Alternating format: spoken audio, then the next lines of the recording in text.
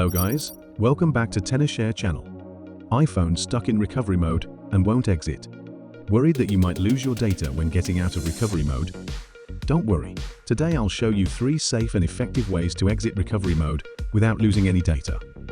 Let's dive in. Method 1. Fix iPhone with force restart. If your iPhone buttons are still working, this method is perfect for you. First, press volume up, then volume down, and hold the side button. Loose your finger when you see the Apple logo. And there you go. Your iPhone is back to normal. This is one of the ways to force restart it. If your buttons aren't working, no worries, try the next method instead. Method 2. 1. Click to exit with ReiBoot. Then here comes the second method. There is such a tool that can help you exit recovery mode just with one click. That is tenorshare ReiBoot, which can also fix more than 150 iOS stuck. Connect your iPhone and PC with cable. Then, launch it. You can find Exit Recovery Mode in the bottom left corner of ReiBoot. Just click Exit and your iPhone will restart and go back to normal. You can also click Enter and it will put your iPhone into recovery mode with one tap. Super convenient. I highly recommend this method, especially for beginners like me.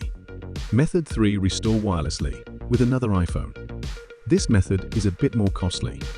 You'll need 2 iPhones, and both devices must be iPhone 15 or newer. First, make sure the second iPhone is nearby. Once your iPhone goes into recovery mode, just keep pressing the side button on your stuck iPhone. Keep pressing until you see the Apple logo flash on the screen. At this point, your second iPhone should pop up with a message saying, "Restore nearby iPhone," and that's exactly what you want to see.